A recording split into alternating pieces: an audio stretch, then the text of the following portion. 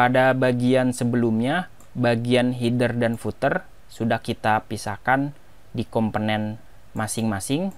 Terus kita tampilkan satu persatu komponen tersebut. Nanti komponen tersebut akan selalu sama di setiap halaman. Yang membedakan adalah konten dari halamannya, yaitu si data hero-nya. Nah, bagaimana kalau misalnya bagian hero ini kita pindahkan atau kita pisahkan ke satu file? Jadi kita pindahkan atau kita cut ke satu file komponen sendiri, di mana teman-teman boleh klik kanan, new file, terus berikan nama hero.spelt. Nanti template yang tadi teman-teman bisa taruh di komponen sendiri. Kita rubah dulu jadi HTML. Seperti biasa, dia punya script dan ada styling CSS-nya.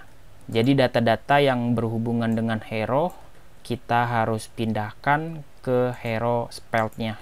Biar tidak terjadi error, teman-teman boleh save.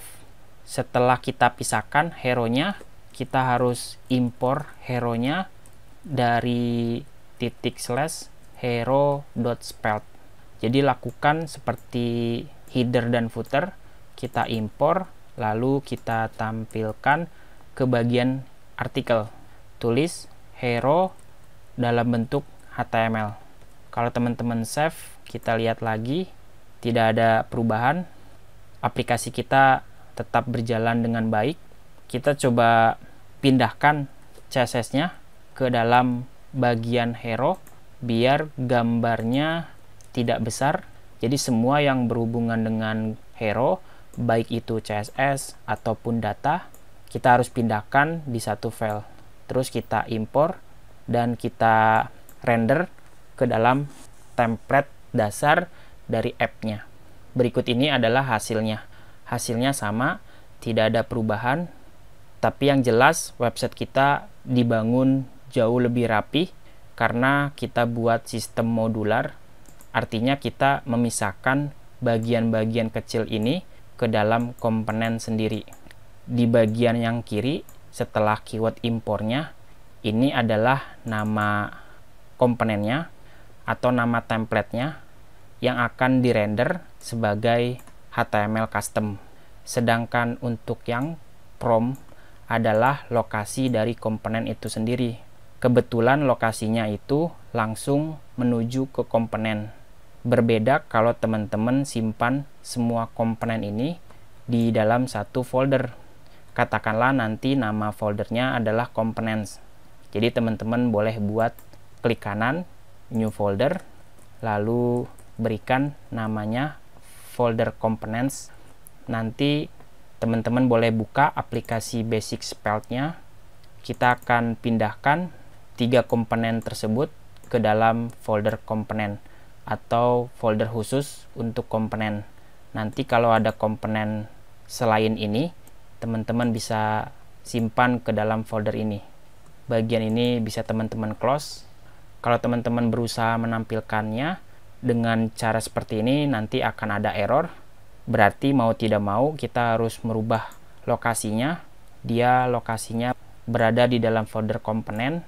Begitupun untuk footer dan yang terakhir untuk komponen hero-nya. Kenapa di sini saya tulis titik slash? Titik slash di sini adalah root dari folder src. Jadi setelah rootnya kita mau akses folder components-nya, lalu bisa mengakses komponen itu sendiri. Kalau teman-teman save, pastikan tidak ada error di bagian halamannya. Jadi itu dia keuntungan yang pertama kalau kita menggunakan sistem komponen di dalam Spelt. Struktur folder kita akan jauh lebih rapi, tidak seperti yang sebelumnya. Terus keuntungan lainnya, kalau teman-teman pisahkan ke bagian-bagian komponen sendiri seperti ini, maka nanti styling CSS-nya bersifat lokal. Artinya ketika teman-teman mengatur komponen footer contohnya, terus di bagian footer, misalnya bagian paragraf, kita kasih warna salmon. Inilah yang saya lakukan di bagian komponen footer. saya mau merubah semua P untuk dikasih warna salmon. Nah, sekarang kalau teman-teman lihat, yang berubah hanya paragraf untuk bagian footer. Tidak berlaku untuk komponen-komponen lainnya, walaupun komponen hero punya paragraf atau komponen utamanya, yaitu si app, punya paragraf juga. Misalnya tulisannya seperti ini.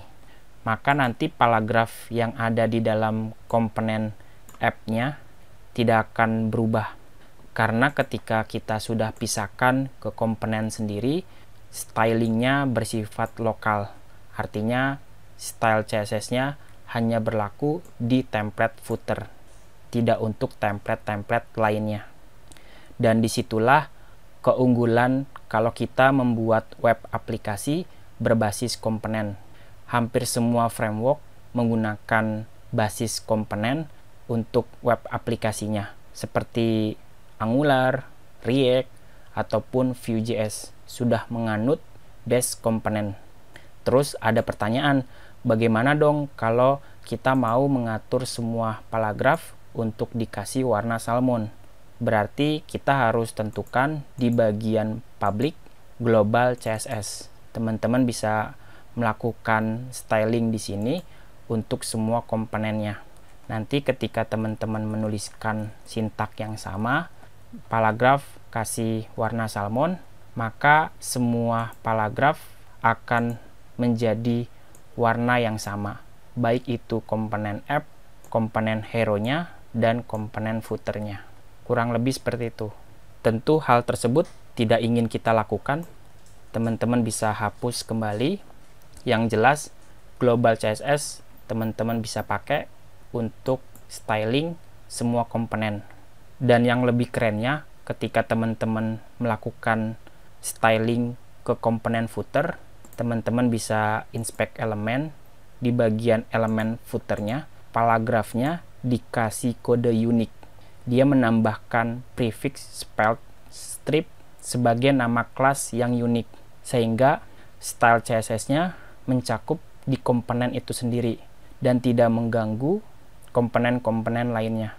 Ya, walaupun selektor yang kita pakai adalah selektor P untuk semua paragrafnya, tapi di bagian spelled dia ngasih kelas yang unik untuk komponen itu sendiri.